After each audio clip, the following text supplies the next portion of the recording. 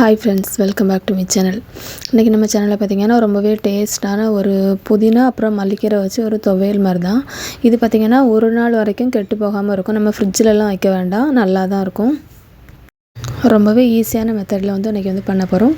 First அடுப்பில் ஒரு பாத்திரம் வச்சுருங்க. அதில் ஒரு டேபிள் ஸ்பூன் அளவுக்கு எண்ணெய் ஊற்றிடுங்க.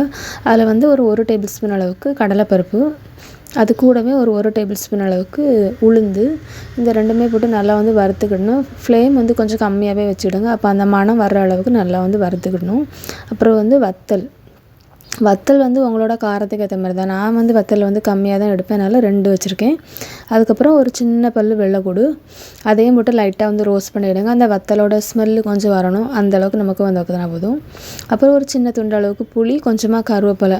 புளி போடுறதுனால தான் அது ஒரு நாள் வரைக்கும் கூட கெட்டு போகாமல் நல்லாயிருக்கும். இதுக்கப்புறம் ஒரு கைப்பிடி அளவுக்கு மல்லிக்கீரை, அப்புறம் கொஞ்சமாக புதினா அது கூடவே. இதை நீங்கள் இப்படியும் போடலாம், அப்படி இல்லைன்னா கொஞ்சம் கட் பண்ணி கூட போட்டுக்கிடலாம். இப்போ போட்டுட்டு இது ஒரு நிமிஷம் வதங்கினா போதும். ரொம்ப கலர் சேஞ்ச் ஆகக்கூடாது. அப்போ நம்ம சட்னி அரைக்கும் போதும் அந்த கலர் அந்த துவையல் அரைக்கும் போதுமே கூட கலர் ரொம்ப இருக்காது. அதுக்காக தான் லைட்டாக வதங்கி அது சுருங்கணும், அவ்வளோதான்.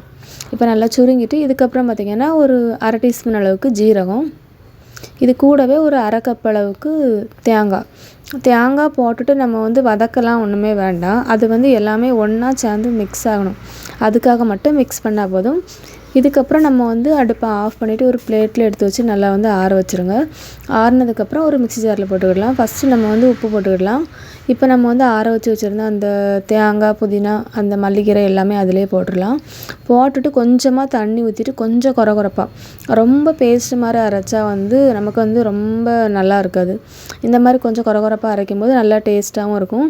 இது நம்ம சாப்பாட்டில் கூட பிசைஞ்சு போட்டு சாப்பிடலாம். ரொம்பவே சூப்பராக இருக்கும். இட்லி, தோசை, சப்பாத்தி எல்லாத்துக்குமே சூப்பரான ஒரு காம்பினேஷனாக இருக்கும்.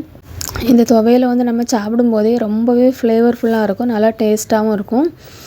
கண்டிப்பாக இந்த ரெசிபி ட்ரை பண்ணி பாருங்கள். இந்த வீடியோ உங்களுக்கு பிடிச்சிருந்துச்சுன்னா லைக் பண்ணுங்கள், ஷேர் பண்ணுங்கள், கமெண்ட் பண்ணுங்கள், சப்ஸ்கிரைப் பண்ணுங்கள்.